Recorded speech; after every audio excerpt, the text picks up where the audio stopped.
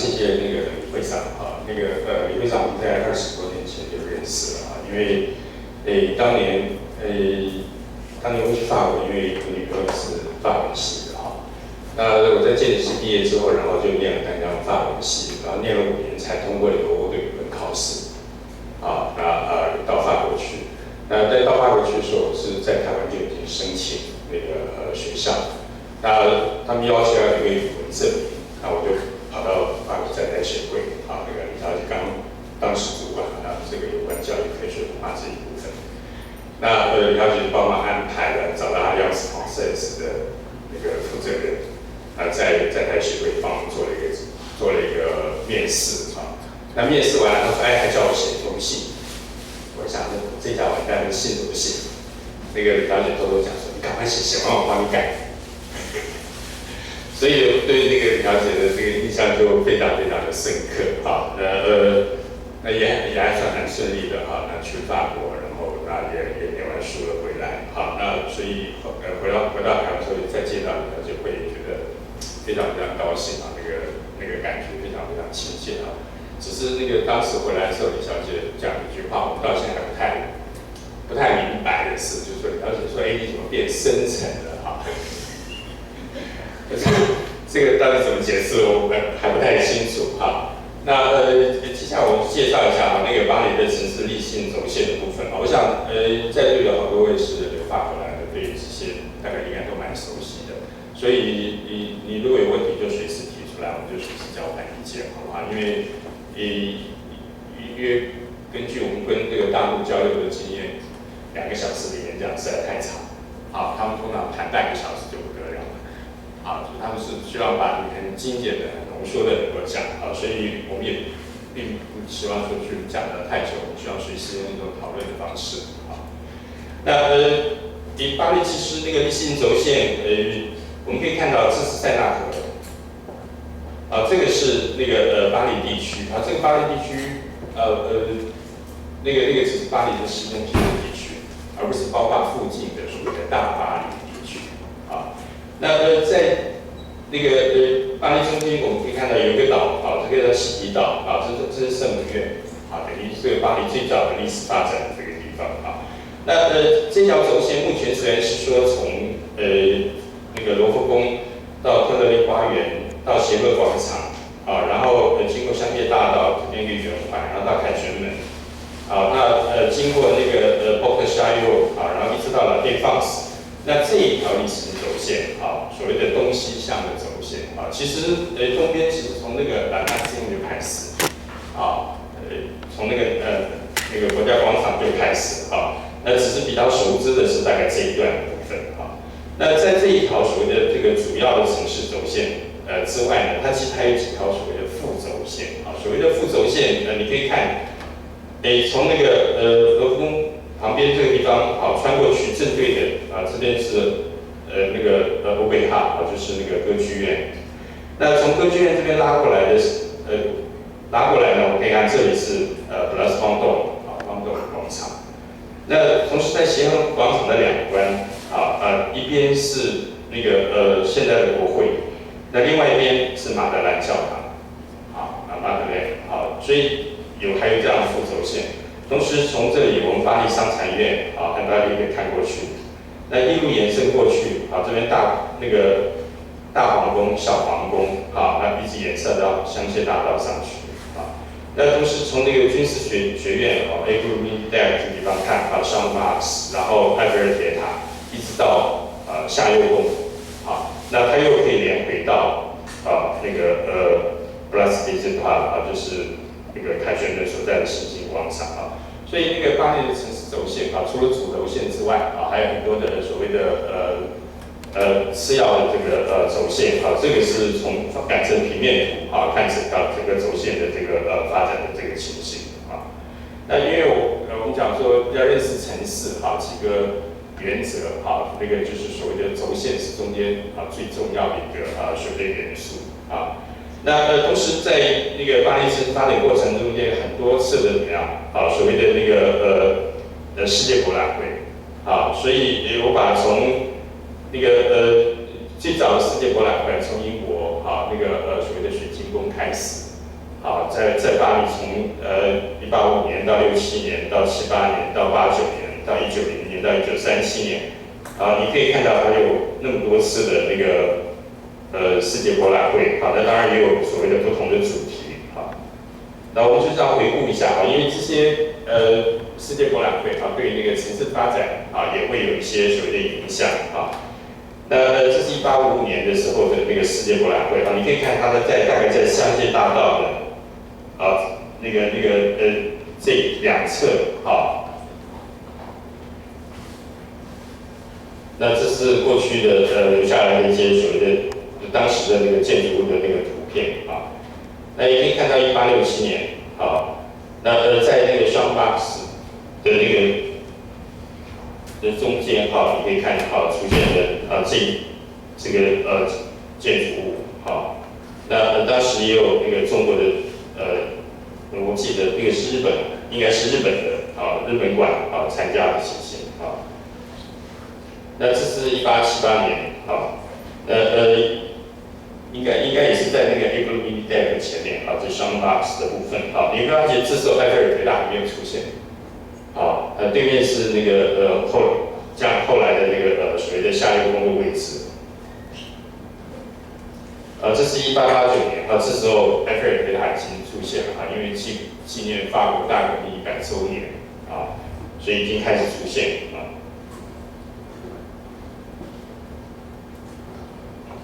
这是1900年那个应该是在双 box 这个地方就埃菲尔铁塔，然后对面还不是下右宫这是1937年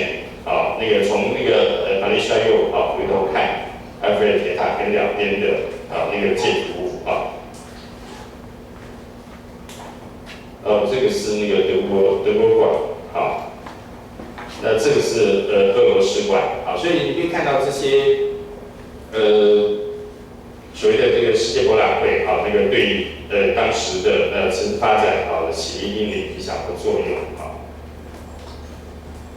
那我们透过一些比较老的图片所以了解一下看一看巴黎你可以看那个1867年跟1860年的图片这个是凯旋门已经出来了那凯旋门在大概1843年完工的那回过头来看这个地方那个巴士底广场那中间的七月柱那这是从七月柱回过头来看凯旋门的部分那我们知道那个1789年法国大革命的时候，那个巴士底监狱就已经被摧毁掉了那这个应该是1830年的时候，那个7月27、28、29、3天，那当时巴黎又闹革命因为法国的革命不止一次有非常多次所以把当时的国王赶跑了那所以立了这个所谓的7月柱那接下来我们就从那个罗浮宫整个的起源，就是巴黎的第四性轴线开始讲起那当然在这条指定性轴线上面最重要的建筑物就是所谓的罗浮宫那罗浮宫有两个广场，一个是方形广场Place Café还有一个 Place Napoléon那这主要是两个广场那罗浮宫是一天建成的从那个法兰斯瓦一世开始，那找了 PFA 建了一小部分，然后慢慢不断的扩建那不管是路易14的时代也好，不管是拿破仑的时代一直到那个拿破仑24的时代那都一直有扩建那这一段是那个应该是刚刚的 夢之驛那个建的这一段那后来因为在187年法战争之后那187年巴黎的公社革命把这一段给烧了所以在今天看来，后来就把这些遗迹拆掉，所以今天可以看起来，就是说那个拿破仑广场是对着西边是一路开放过去的那这个是。就是你如果今天到罗浮宫去看，都会看到这个这个是怎么样？这个原本它是一个中世纪的城堡。那在法兰斯瓦一世建那个法兰斯瓦一世是因为受到所谓的意大利的文艺复兴的影响因为他们去攻打拿好，那在欧洲常常会有这种战争，这种战争就是说，一个国王他可能没有子嗣，这时候呢，他的岳父或者会主张说，那个我享有所谓的继承权，那所以那个法兰索瓦一世应该是因为他母亲的关系，所以他认为他有那个拿破仑的继承权，那当然当地人一定不愿意，所以就要派军队去征服那个地方，就跟那个英法的百年战争一样，那个也是一个法国的国王没有子嗣，所以英国的国王会觉得他有继承权，所以引起后面的那个所谓的战争的这件事情。那法兰索瓦一世到了那个拿破仑，因为受到当时意大利正在流行所谓的文艺复兴的建筑，所以他看了以后，他觉得那是几乎像所谓的人间的天堂，所以他在回到法国的时候，带了很多的法国的工匠。艺术家或者那个建筑师或者画家所以开始做了不同的改建。那当时的改建大概就把原有的那个城墙给拆了那但是基础还留着所以你今天到了工区之后，你大概参观的路线是沿着这边走的所以你还可以看到这些城墙这些墙基就跟那个台北市盖捷运一样那虽然在日本人时代把城墙给拆了，可是，在捷运那个开挖的时候，发觉，那个过去的台北城的墙基都还存在所以在这个过程中间，他们就暂时停工做了所谓的古迹的修复工作。所以你今天到了工区，你沿着这个地方走都可以看到那个城墙的情形。那同时也可以看到那个我们所有的城堡中间都有一个所谓的东钟就是城堡中间有一个主塔。就是说，如果城被攻破的时候，人还可以躲在这个塔上一段时间，等别人来救援那这是沿着那个卢浮宫看，从从塞纳河的对岸看卢浮宫的整个情形。那这个是艺术桥蓬佩萨那我在86年去的时候，那个刚好学校在那个波萨里面，就巴黎艺术学院里面。所以大概每天早上都会，从那个我住在边塞那个地方，然后坐到卢浮宫前面，从卢浮宫前面走，然后穿过艺术桥到巴黎美术学院但是今天这个蓬佩萨已经不一样因为大家都知道那个桥上挂了很多的锁前一阵子还有新闻说那个桥栏杆承受不了那个重量，然后掉到河里面去了那也蛮有意思，就是因为我在这边走了2年。所以对这个地方比较熟悉。那每一次在这个路口的时候，因为沿着这个河边的那个都是快速道路所以很多的车子在这边会左转。那即使绿灯了以后，你也过不去，因为有很多车左转。那我已经每天走，所以已经很习惯。结果有一次下课的时候，走到那个路口，绿灯，但是不能过，旁边有一个法国老太太，那我看看她，她看我笑一笑，我就跟她讲说 ，C'est la France。老太太一听，有点自尊心受损，把那个雨伞往前一伸，就开始往前冲就看着所有的汽车就滴滴滴滴滴抬一抬，然后我们就过了马路。这是方形广场的部分那个法兰索瓦一世最早大概应该是建的这一段的部分那后来才是慢慢扩建而成那另外。这是从那个方形广场回头看那个蓬佩萨那个艺术桥对面那个法兰西科学院的情形那另外一个广场就是所谓的拿破仑广场那个是我们可以看到广场中间那个贝聿铭做的玻璃金字塔的部分这是在1981年那个密特朗上台的之后他推动一个所谓的大巴黎计划希望巴黎重新成为所谓的欧洲的一个所谓的文化的一个重心那罗浮宫呢，它有一个所谓的扩建那扩建它就直接指明法律的建筑师贝聿铭来做这样的一个设计那我们知道说在这样的一个历史古迹当中，要做任何东西，它都不是东西。说它不是东西，说你发现在这个环境你怎么去跟这样的一个旧有古迹的一个历史去做一个配合所以你可以看到它是在一个四角锥形型的金字塔，底面积虽然非常很大，但是到顶上收成一个点，好，所以它的占的量体是最小的。好，所以这占的量体是最小的，你可以想象说，如果它今天是一个立方体或者是一个圆筒形，大概都比这个怎么样四角锥形的金字塔来的大。好，所以它在形体上稍微是比较比较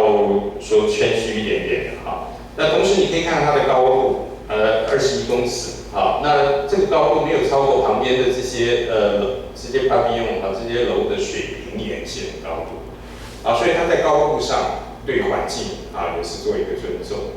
那同时它用的是所谓的轻玻璃，就是不是有颜色的玻璃。好，我们知道那个不管是 low 1的玻璃也好，或者是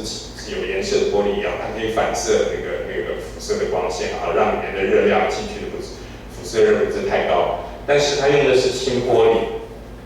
那为什么用轻玻璃？因为它可以隐隐约约你可以看到后面建筑物的里面。如果你今天反射的话，它也反射的四周建筑物的里面。所以你会发现它用的是一种非常谦卑的手法去对应那个整个的这个环境。但是我们讲说，那个人有 double face 建筑物也有 double face。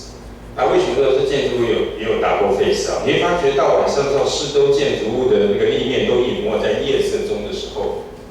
那它利用金字塔的骨架它利用灯光把金字塔的骨架呈现出来。那这时候它成了空间的主角，